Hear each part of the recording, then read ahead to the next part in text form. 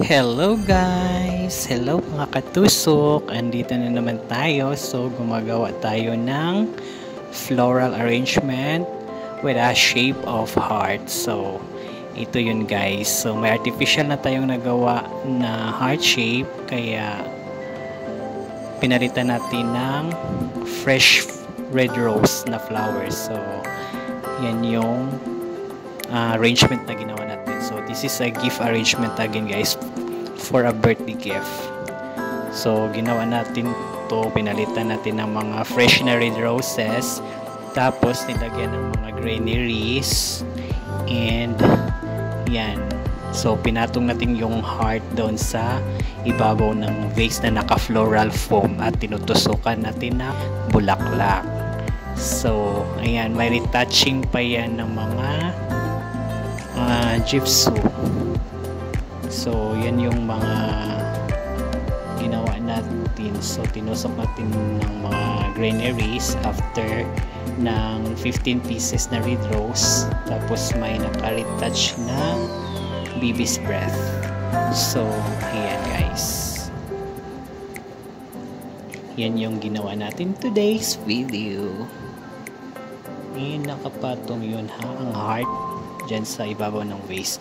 Tapos yung vase naman nilagyan natin ng red ribbon. So yan yung customers order natin today, at ito ang final natin guys. So ayan na, tapos na tayo at ginawa natin pictorials today. So yan yung i-deliver natin. Pick up pala to guys. So yung customer, kukunin niya to bukas, and yan, for a birthday gift. So thank you for watching, and see you to our next content guys. So to God be the glory, and good night.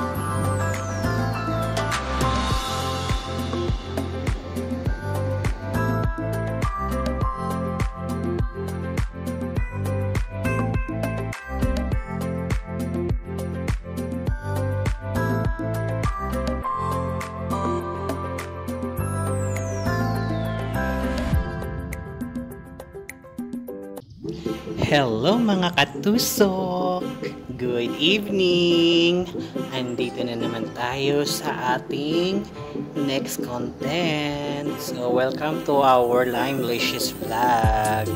So ayan, gumagawa tayo ng fresh flower bouquet. So this is worth 300 reals guys. So ayan, ang customer natin nagpapagawa ng ganyang bouquet.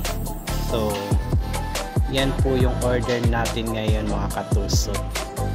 And yan po ang ating bouquet for today. So actually mga katusok, dalawa po yan.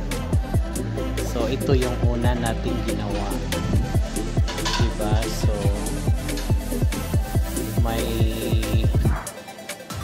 eryngium, roses, alstroemeria. So ito naman yung pangalawa nating bouquet na another na naman 300 reals. So yan, laki muna natin yung blooms ng roses guys.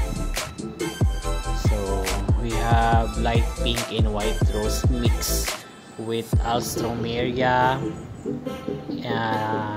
dendrobium orchid, and we have also dianthus and eucalyptus. So yan po yung final natin sa pangalawang bouquet guys. And we have 2 bouquets sold today worth 300 each. So yan po ang ating mga nagawa. Thank you for watching, and see you to our next content. To God be the glory. Good night mga katusok!